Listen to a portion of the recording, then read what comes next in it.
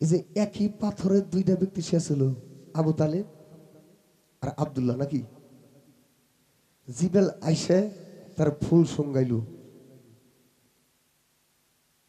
আব্দুল্লাহর ঘরে হলো 3 জন, আর আবু তালেবের ঘরে কেরা বাঙালি। তাহলে কথা ওখানে না, কথা হইলো এই যে ফুলটা সঙ্গাইল, সঙ্গানোর পরে ওই ফুলটা কি আজও আছে, থাকে কোন জায়গায় ফুলটা, ওই ফুলে কি সৃষ্টি হয়েছে? এর মধ্যে বহুত মশাল আছে। ফুল যখন নিয়ে আসে জিবেল আলাসাদের কাছে, একটা ব্যক্তি তার হাতে ঝগড়া করে, ফাইট করে, কারাকারি করে, অনেক যাব না। ফুল যদি সংজ্ঞায় থাকে, সে ফুলের সৃষ্টি হল আমার দয়াল নবী মোহাম্মদ নূর, সে নূর হল দয়াল নবী আব্দুল্লাহর পেশেন্টে। ওই ফুলটা এই জন্য ফুল আনছে আমার ইউনুস সাহেব, এই ফুল কিন্তু ফেলাই দেবো না, তুই জ্ঞানী হয় এই ফুল নিয়ে হয়তো নদীতে ফেলাই দেবো, এখানে মেশিন না পারায়। ফুলটা সংজ্ঞানের পর ওই ফুলটা কোথায় ফেলে দিল, ফেলে দেওয়া থাকে, ফুলের কি সৃষ্টি হলো 1 নম্বর। আর 2 নম্বর, আমার দয়াল নবী 1 মাস বয়স হওয়ার পরেই একটা সূক্ষ্ম বিচার করছিল। বিচারটা কি? 1 মাসে বালক বিচার করে কেমনি? হ্যাঁ, তাহলে 1 মাস বয়স থাকতে আমার দল নিয়ে একটা বিচার করছিল। ওই বিচারটা কি করছিল? এই বিচারের হাকিকতটা কি? গান গিয়ে বসে তিনি রেখে গেলেন। প্রশ্ন 2টা কি? আমার নবী যখন ফুল রূপে ছিলেন, তার কিছু হালিয়ত ছিল। ফুল রূপে ছিলেন, ময়ূর রূপে ছিলেন, কিন্তু এতগুলা প্রশ্ন তার না। তার প্রশ্ন হচ্ছে এই ফুলটা দিয়া আল্লাহ কি সৃষ্টি করলো, শুধু তাই না, ফুলটা আছে কিনা। ফুল সৃষ্টি করলো এক বিষয়, আছে কিনা আরেক বিষয়। সৃষ্টি করলো, এটা কি সৃষ্টি করলো, আর এইটা এখনো আছে কিনা, এটা আরেক হাকিকত।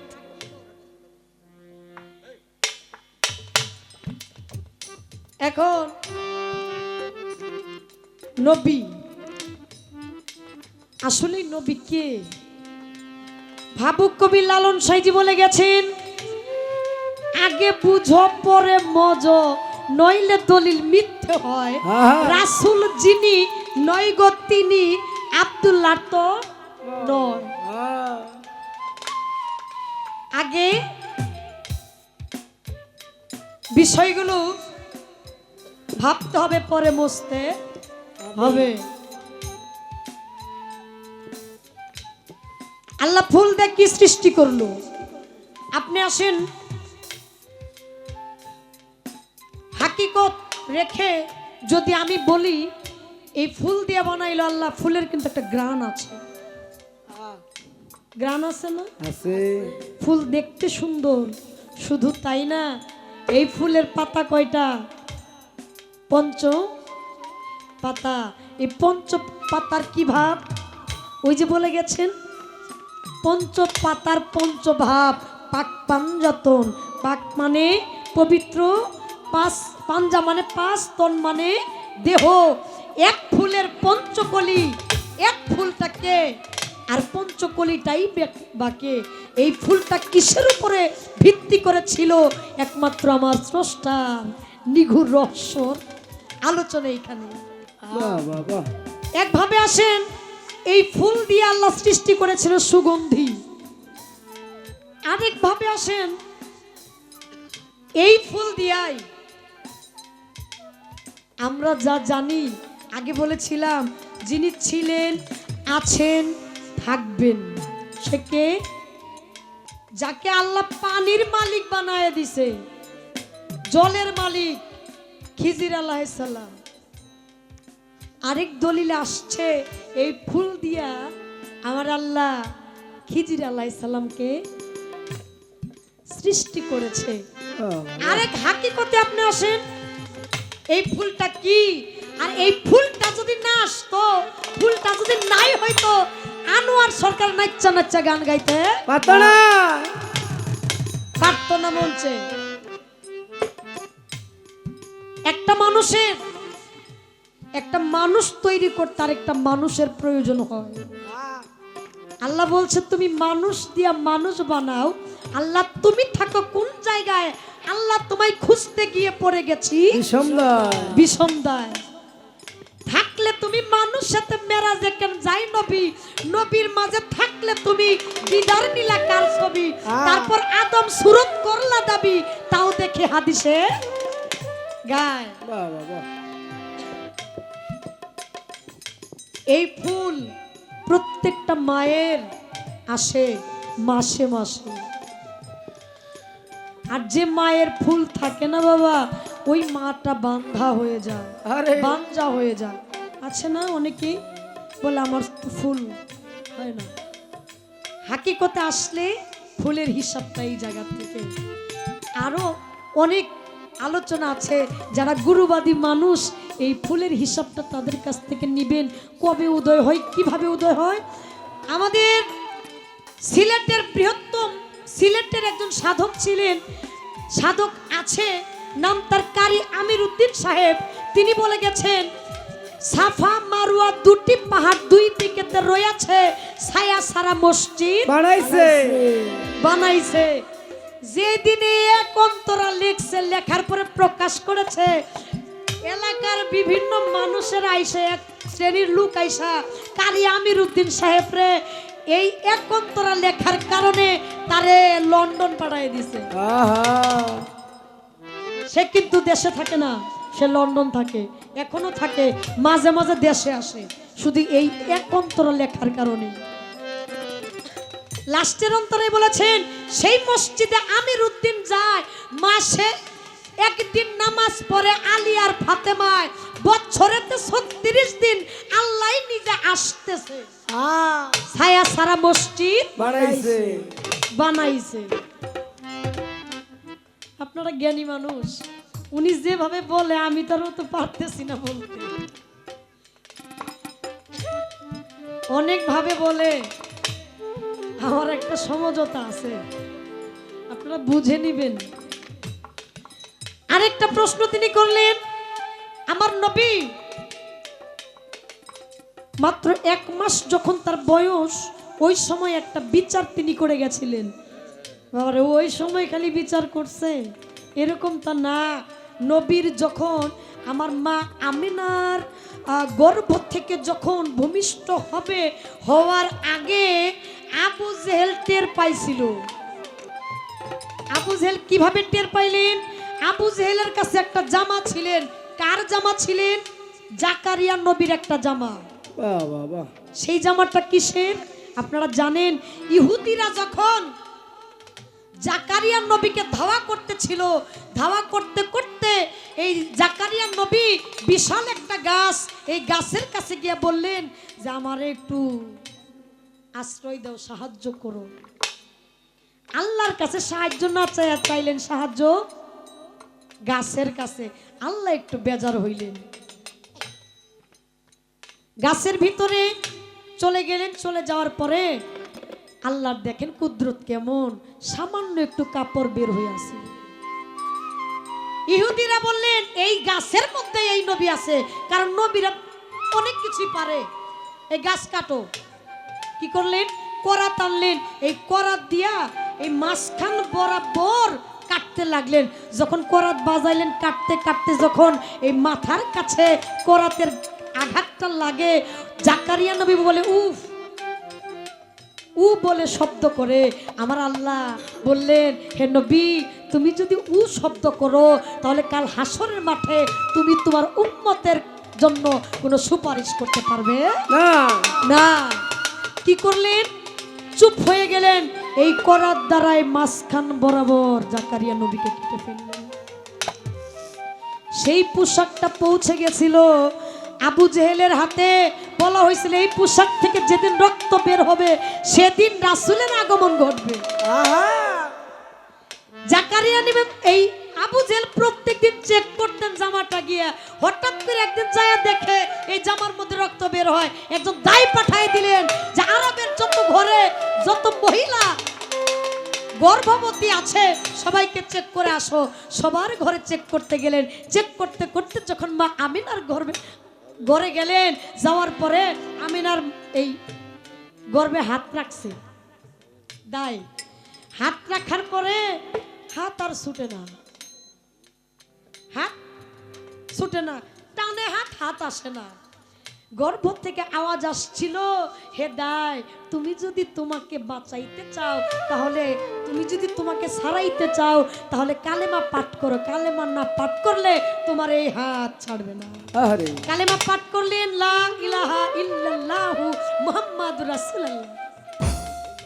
পাঠ করার সঙ্গে সঙ্গে হাতটা ছেড়ে গেলেন। আমার নবী গর্ভে থাকা অবস্থায় দাইকে মুসলমান বানাইয়া পরে দুনিয়ার বুকে আসছে।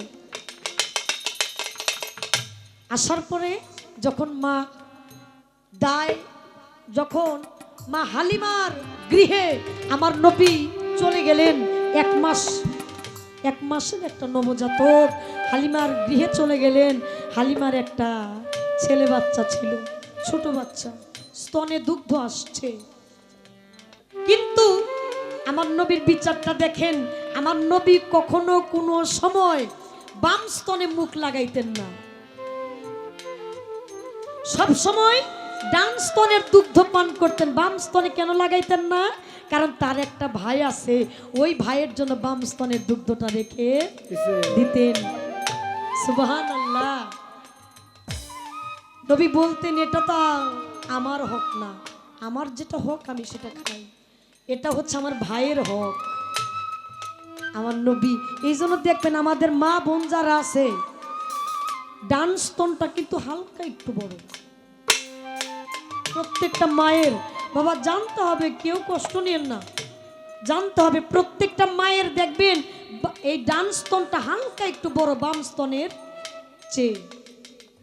এই কারণে আমি আপনার কথার বিশেষ কিছু অংশ বলার চেষ্টা করলাম। এবার একটি গান করি আমার নবীজিকে নিয়ে, তারপরে আমার আপনার কাছে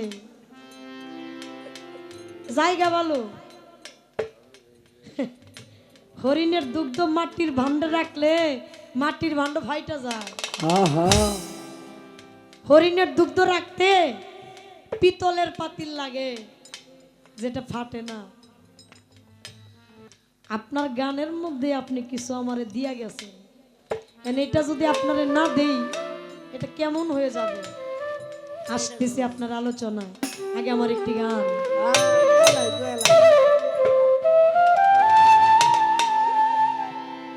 আমার নবী কত কষ্ট তিনি করে গেছেন, সেই উদ্দেশ্য করে একটা গান করি, দেখেন, পরে কিছু আলোচনা আমি করব।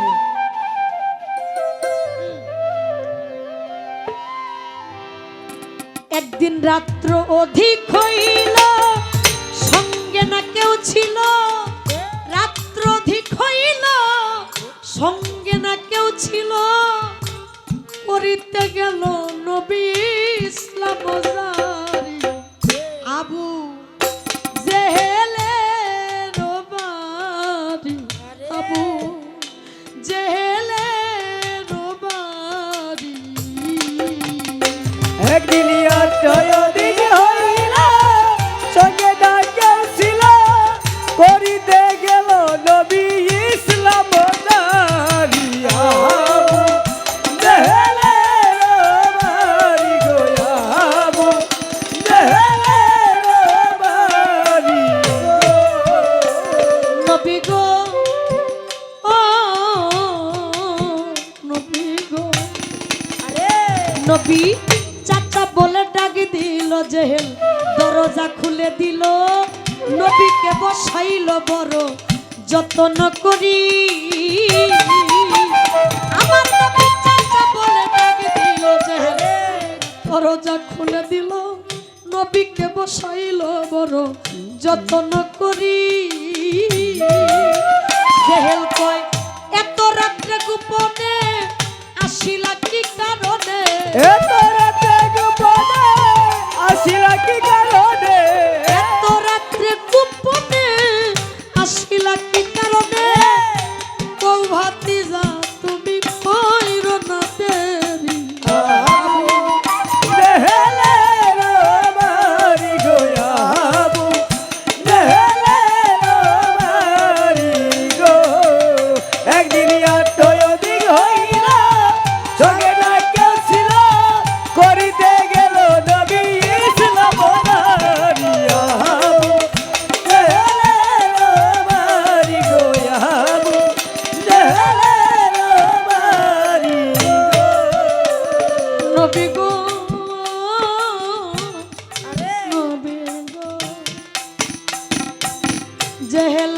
মদ আছে তৈয়ার যত খাইতে পারো মজুত রাখিব আমি জনম ভরি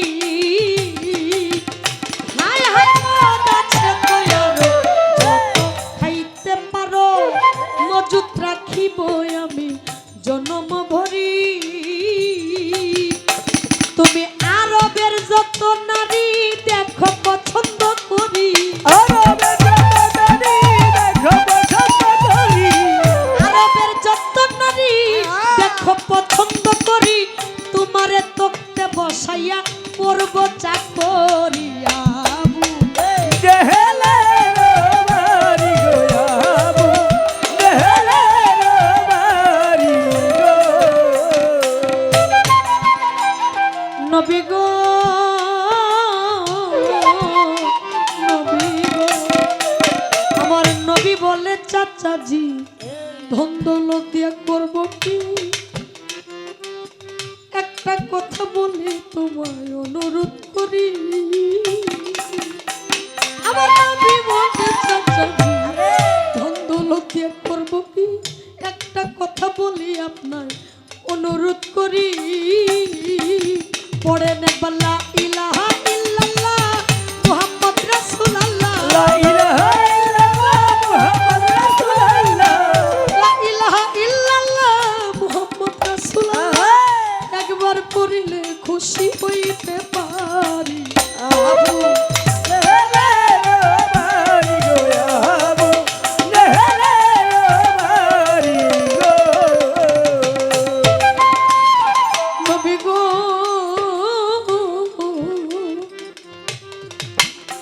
জাহেল এই কথা শুনিয়া লাঠি হাতে নিয়া নবীজির মাথায় মারে কয়েকটা বাড়ি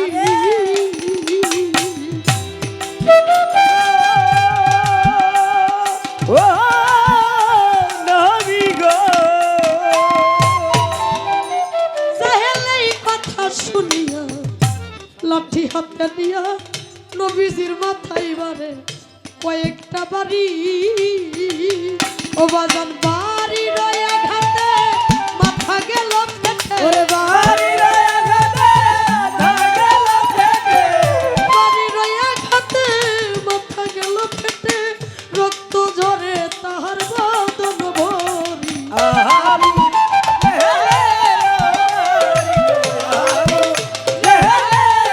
বাড়ি গোয়াবু দেহলে বাড়ি গো নবী গো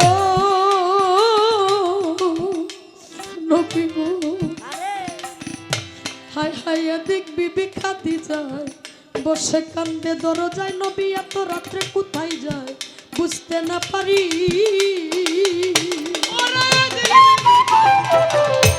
কান্দ দরজায় এত রাতে কোথায় যায় বুঝতে না পারি এদিক বিবি খাদি যায় বসে কান্দে দরজায় এত রাত্রে কোথায় যায় বুঝতে না পারি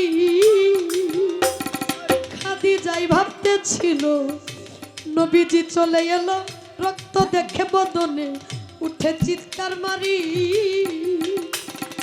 খাদি যাই ভাবতে ছিল নবীজি চলে এলো রক্ত দেখে বদনে উঠে চিৎকার মারি বলে কে কইরাছে এমন কাম বলেন হুজুর তাহার নাম নবী কইয়া বুঝে মইরাছে বাড়ি ওরে কেটে আছে আমার কাজ বলেন হুজুর তাহারা নবী কয়া বুঝে পাইলা সে বাড়ি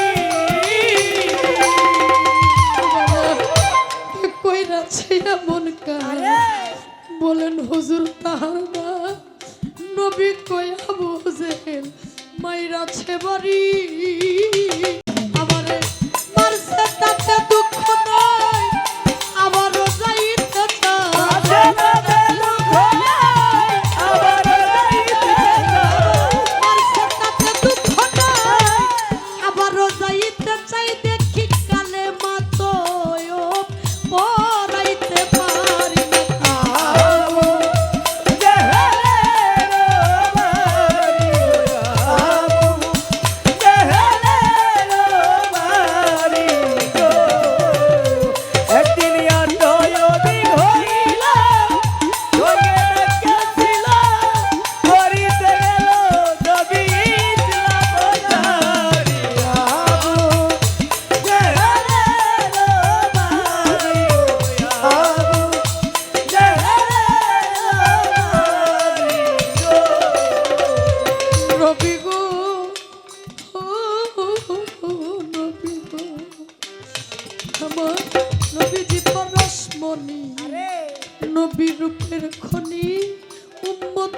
শিরোমণি পরের কান্ডারি নবীজি পরস্পরি নবী রূপের খনি উম্মত গণের শিরোমণি পরের কান্ডারি আমার নবীজি পরস্পরি নবী রূপের খনি উম্মত গণের পরস্পরি পরের কান্ডারি ও নবী গো ও নবী গো ওই আমার নবীজি পরশমণি নবী রূপের খনি উম্মত গণের শিরোমণি নবী পারের কান্ডারি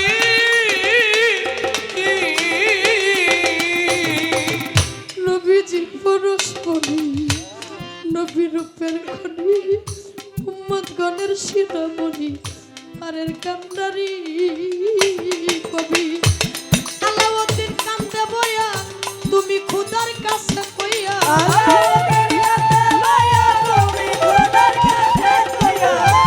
আলাউদ্দিন কান্দে বয়া তুমি খুদার কাছে কইয়া আমার আরে! নিও একটু সাফায়ত কইয়া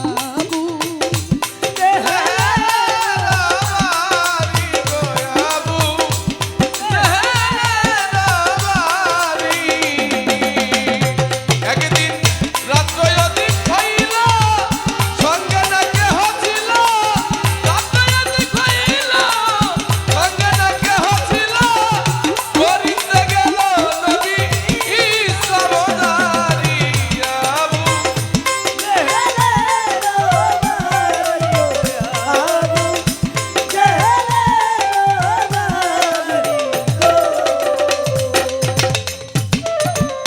দয়ার নবী মায়ার নবী মায়ার নবী মায়ার নবী কোথায় রইলে লুকায়া দেখা দেন গো আল্লাহর হাবিব একবার আসিয়া দেখা দে মায়ার নবী স্বপ্নে আসিয়া আয় আল্লাহ দয়ার নবী মায়ার নবী আল্লাহর দয়ার নবী মায়ার নবী কোথায় রইলে লুকায়া দেখা দেখো মায়ার নবী একবার আসিয়া আহা দেখা দেখো আল্লাহর দোস্ত স্বপ্নে আসিয়া ও নবী গো নবী গো নবী গো ও নবী আপনার কথা মনে পড়লে গো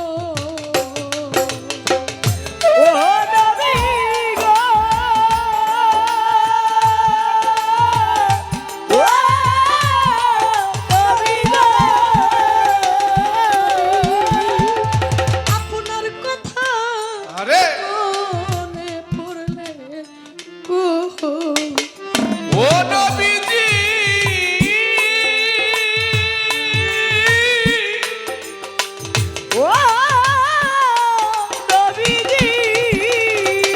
ও নবী আপনার কথা মনে পড়লে গো আমার বুক ভাই সাজা নয়ন জলে ভেসে যায়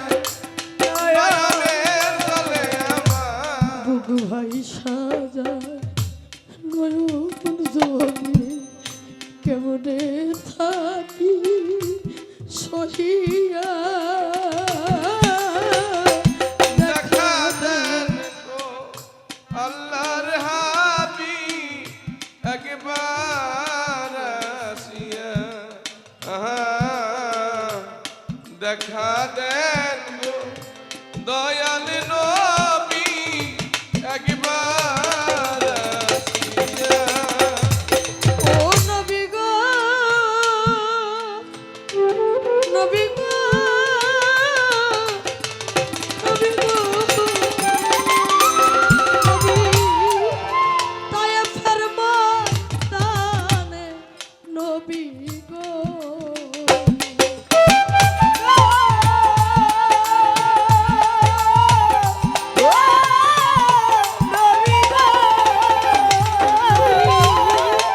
তায়েফের ময়দানে নবী গো, নিষ্ঠুর বেঈমানেরা পাথর মারে।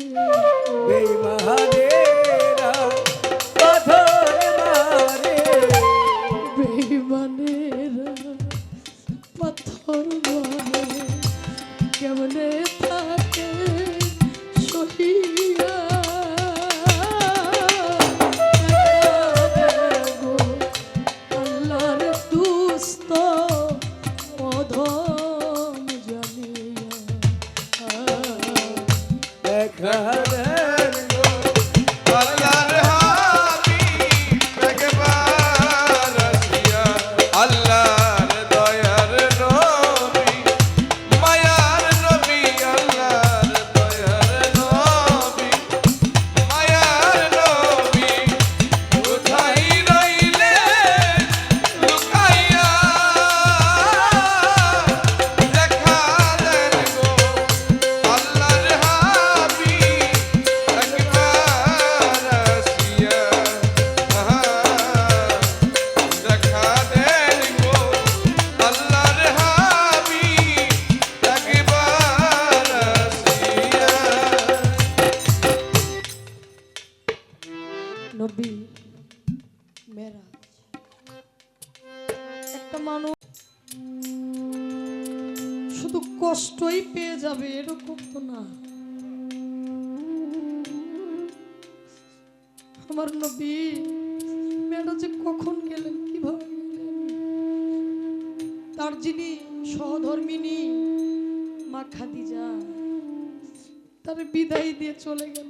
আরে সুখের মাস, সুখের সময়টা যেন আমার নবী ভুলে থাকতে পারে, এই জন্য তার বন্ধু তার সাথে দেখা করে তারে শান্তি দেওয়ার চেষ্টা করলো।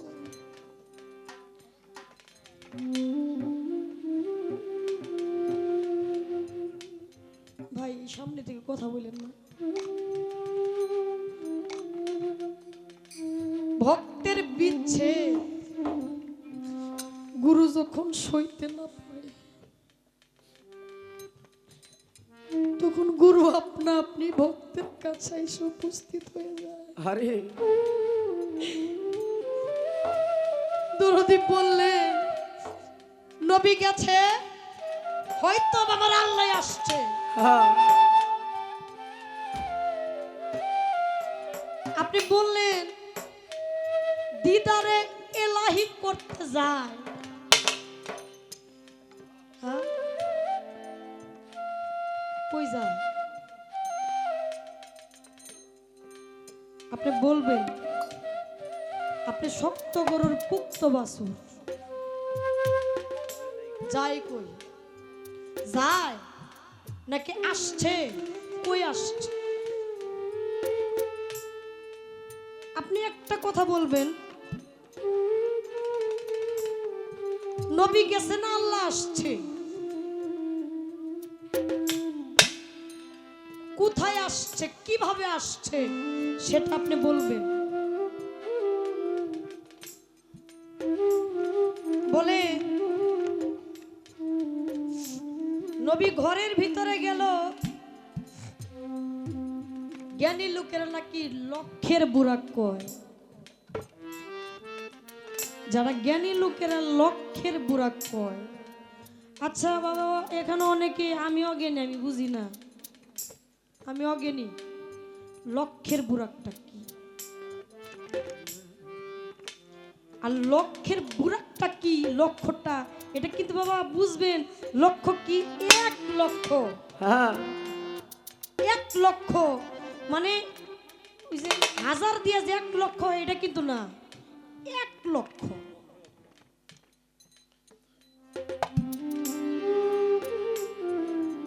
সাধক বললেন নিরিক বান ধরে 2 নয়নে, ভুইল না মন তা।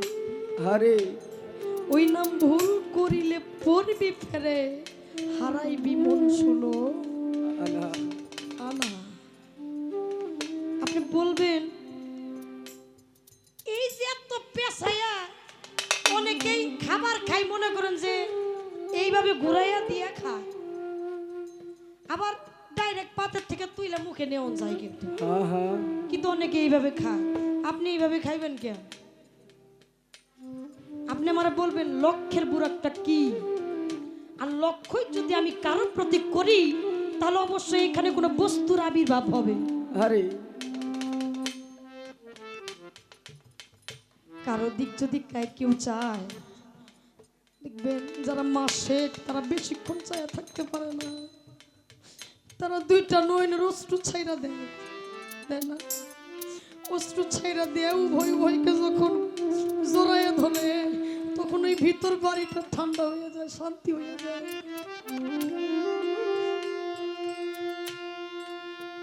আমি এইটুকু চাইতেছি, যদি লক্ষ্য এক থাকে, এই লক্ষ্য একের মধ্যে কিছু আবির্ভাব হয়, সেটা কি বস্তু আবির্ভাব হয় সেটা বলবেন।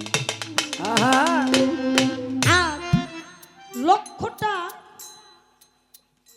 কোন পর্যায় পর্যন্ত গেলে আমার গুরুর সাথে আমার লক্ষ্যটা ঠিক হবে, কোন পর্যায় পর্যন্ত গেলে? কারণ আমি শাপলা সরকার জামালপুর থাকি,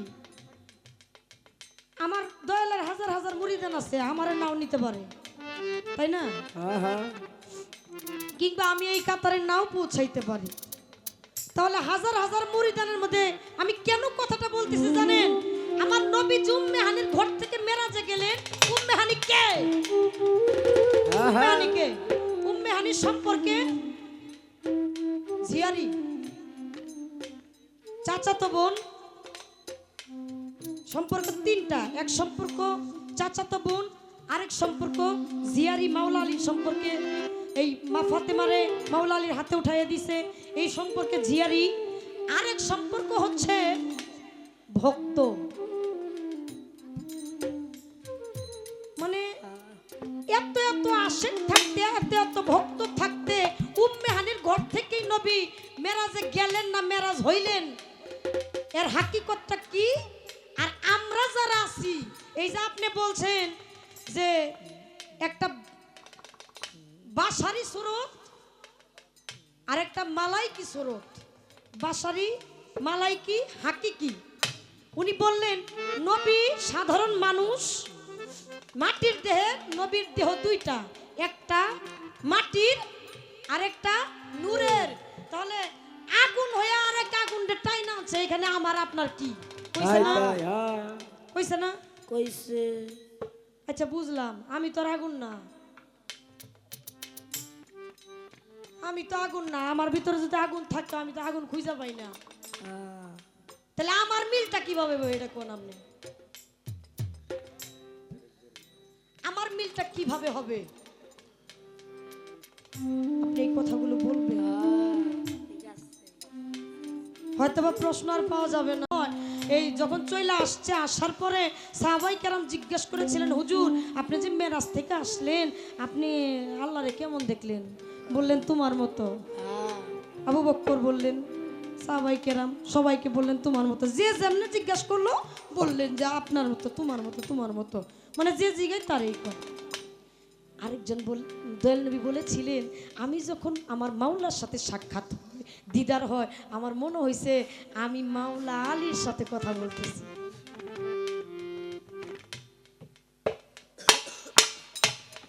আলী তো কাছে, আর কেউ না চিনলে আলী, আলী কিন্তু নবীরে চিনছে, আর কেউ চিনে নাই, একমাত্র আলী ব্যতীত কেউ চিনে নাই। তাহলে আমি আর আপনি এইখানে থুইয়া আমি কেন সপ্তম আসমান ভেদ করে আল্লাহর সাথে সাক্ষাৎ করতে যাই? এটা রহস্য কি এগুলা?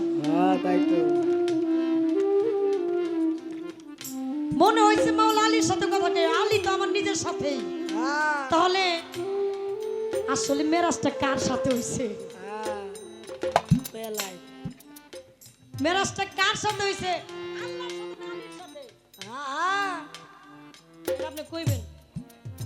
যদি মাইক দা কবার নাম মনে চাই, যারা ঘুমাইছে ঘুমাই গা, যারা আছে এগরে কইয়ে দিয়ে। কি ঠিক আছে না বাবা? হ্যাঁ হ্যাঁ ছোট্ট করে এই কয়েকটা কথা আপনার কাছে, এগুলা আমার কেউ শিখাই দিছে এরকম না। যে কথা তরিকতের কাজে আসে না, যে কথা মানুষের কাজে আসে না, যে কথায় মানুষ অমানুষ থেকে মানুষ হইতে পারে না, যে কথায় একটা অমানুষ তরিকতের রাস্তায় আসতে পারে না, এটা কোনো কথাই না। হ্যাঁ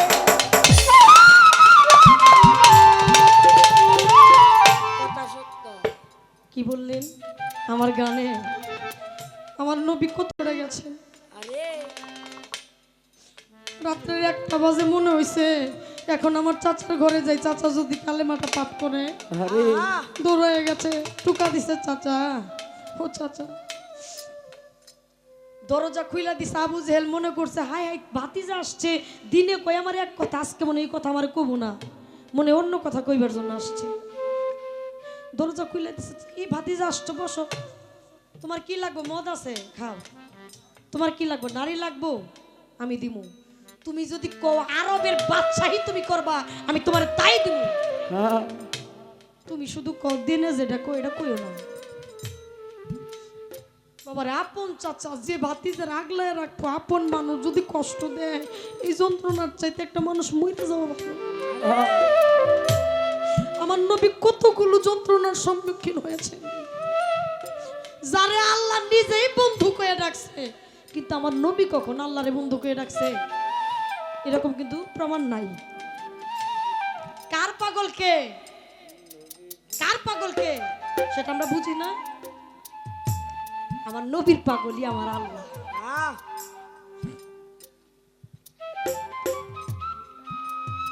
ভাতিজা বসো, তাড়াতাড়ি বসো, তোমারে খাইতে দিই। তুমি যদি এই আরবের বাদশাহী চাও সব দিয়া দিমু। কয় চাচা আমি যদি আল্লাহর কাছে কইতাম আমার দুনিয়ার বাদশাহী আমার দিয়া দিত, আমার এই বাদশাহী লাগবে না। তুমি একবার পাঠ করো কালেমাটা, একটা লাঠি নিয়ে একটা মাথায় একটা বাড়ি পাইতেছে। আরে আমার নবী কোনো কথা বলে নাই, মাথাটা দইরা দৌড়াইয়া বাড়িতে চলে গেছে। যায় দেখে খাদিজা বইসা রইছে। কই আমি আপনার জন্য বইসা রইছি, দেখি কখন ধরে আপনি নাই, গেছিলেন কই, আর আপনার মাথা থেকে রক্ত কেন ঝরে? আরে কয় আমার আপন চাচা আমারে মারছে।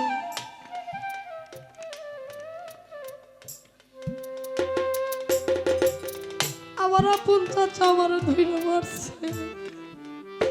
খাদিজা তুমি আমার ছাইরা দাও, আমি আবারও যাব আমার চাচা যেন তাও কালেমাটা পাঠ করে। আচ্ছা বাবা একটা কথা আসে, ছোট মুখে বড় কথা মানায় না, কিন্তু সত্য বড় তিতা, সত্য বলতে হয়। আমার কথা যদি আপনার পছন্দ না হয় নিবেন না, তাই না? আর কথা এটা ছোট বললো না বড় বললো এটা বিষয় না, কথার যদি দামি কথা হয় এটা আপনার নিতে হবে। হ্যাঁ হ্যাঁ আমার নবী কিভাবে ইসলাম প্রচার করে গেছেন এই দেখেন। শরীয়তের কি পঞ্চবেনা, নামাজ, রোজা, হজ, যাকাত, কালেমা। কালেমা কিন্তু প্রধান। আমার নবী কিসের দাওয়াত দিয়ে গেছে? কালেমা নামাজের দাওয়াত দিছে, যাকাত, হজ দিছে। মিথ্যা কথা আমার দিক চাই মিথ্যা বলতে হইব না, না না সত্য যা তাই বলবেন। হ্যাঁ নবী কিসের দাওয়াত দিয়ে গেছে? কালেমা নবী বেদিন রে দিন আনছে, ইহুদি রে দিন আনছে, খ্রিস্টান রে দিন আনছে, নবী হিন্দু রে মুসলমান বানাইছে। মানে নবী যিনি রেসালাত প্রাপ্ত তিনি আমার আপনার কল্যাণের জন্য মালিক যারে পাঠাইছে। আর এখন আমরা কি করি? আরে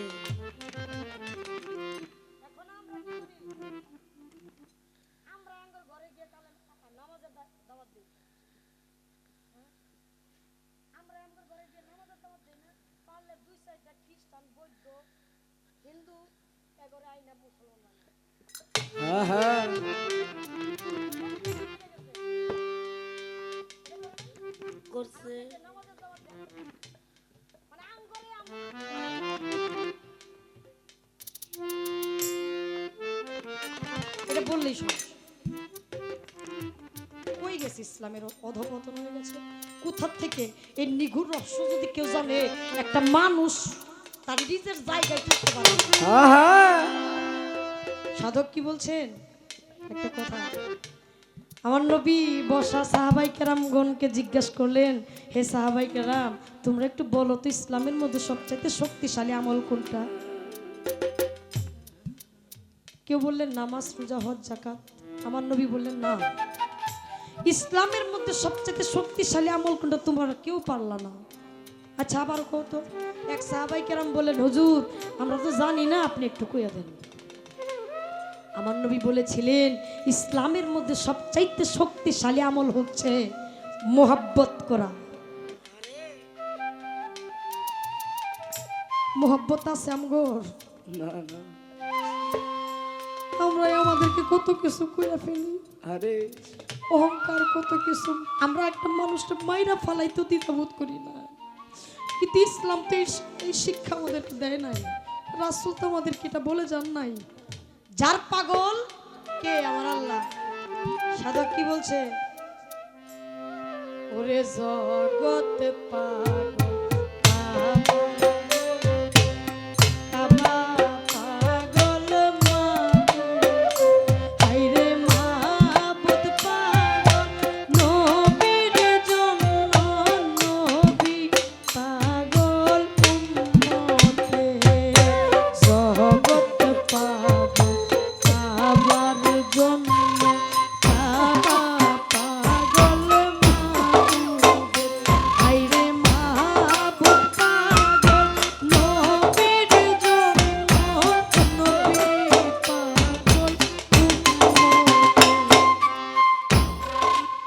আমাদেরকে কত প্রাধান্য দিয়ে গেছেন। জগৎ পাগল নবীর জন্য নবী পাগল, জগৎ পাগল কাবার জন্য কাবা পাগল, মাবুদের মাবুদ পাগল, নবীর জন্য নবী পাগল উম্মতে। আর আমরা কি করে গেলাম?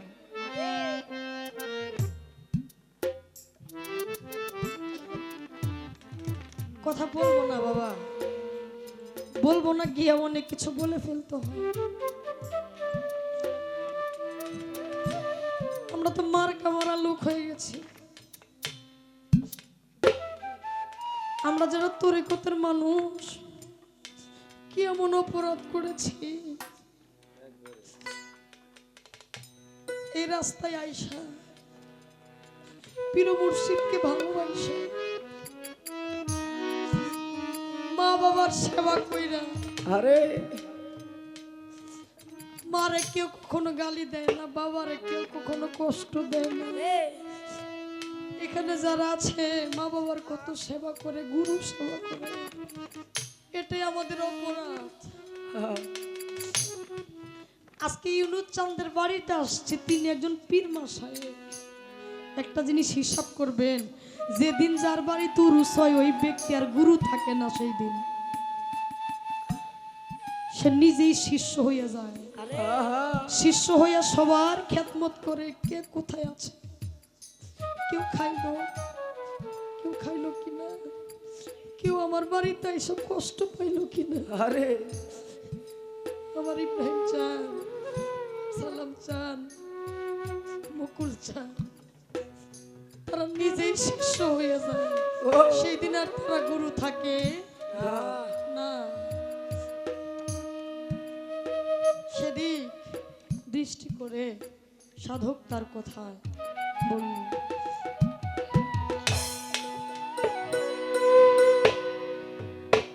বক্ষ ভরা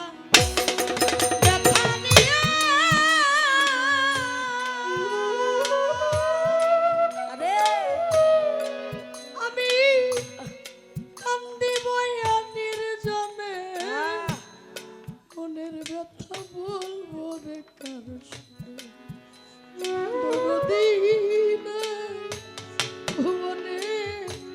মনের জ্বালা বলবো রে আমার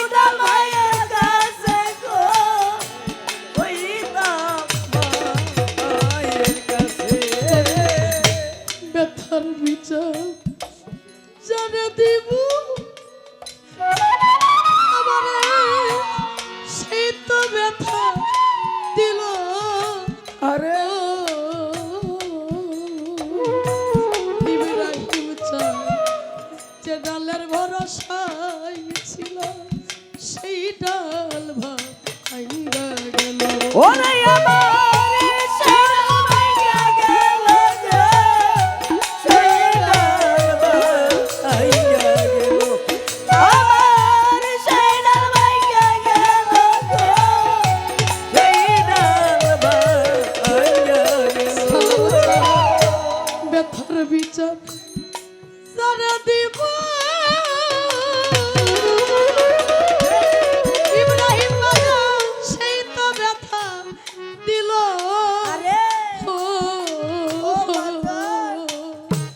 ওরে বাজান সেঢালের ভরসায় ছিলাম সে উঠাল ভাইঙ্গা গেল আমি যার কোলেতে বসা ছিলাম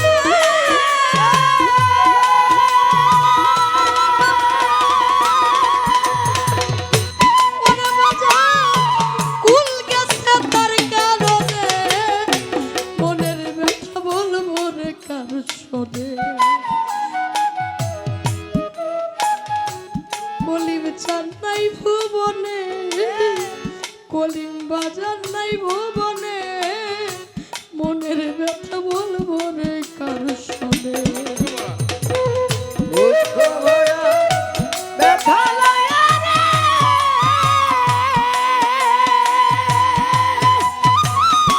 বন্দে বৈশা নিল রে মনের দুঃখ বলবো রে কার শোনে আমার দরদি নাই ভুবনে মনের ব্যথা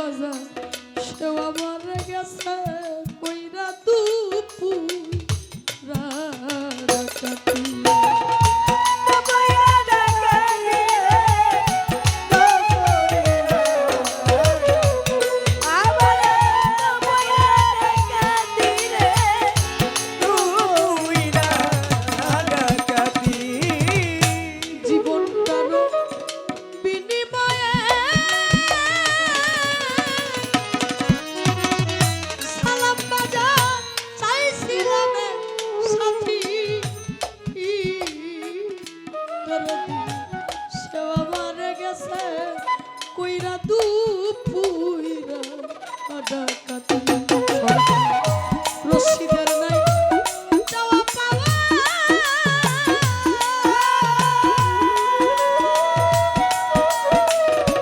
আরে বাজা ব্যথা ভরা জীবনে মনের ব্যথা বলবো রে কার সঙ্গে যদি নাই ভুবনে মনের ব্যথা বলবো রে কার সঙ্গে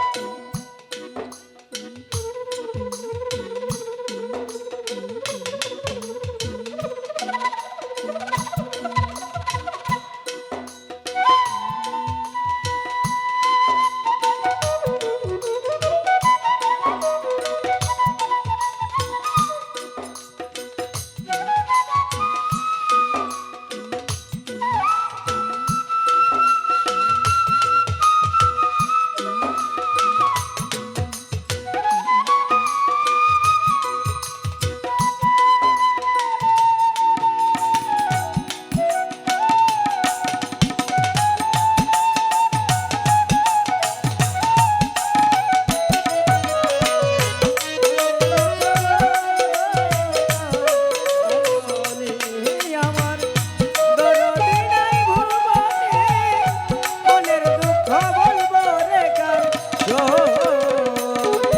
বাজা জীবনটার বিনিময়ে ইউনুস বাজা চাইছিলাম সাথী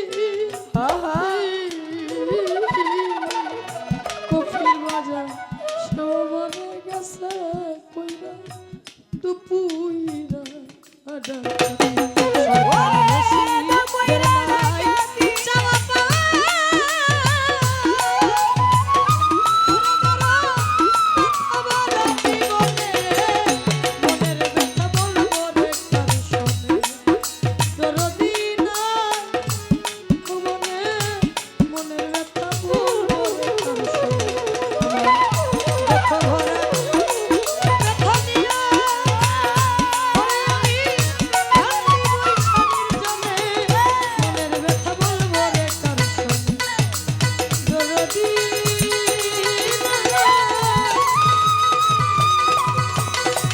সফর বাজানো